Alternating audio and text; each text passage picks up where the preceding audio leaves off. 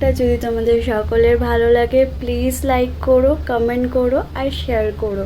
তো চলো দেখা হবে তোমাদের সকলের সাথে আবার একটা নেক্সট ব্লগে। তো টাটা।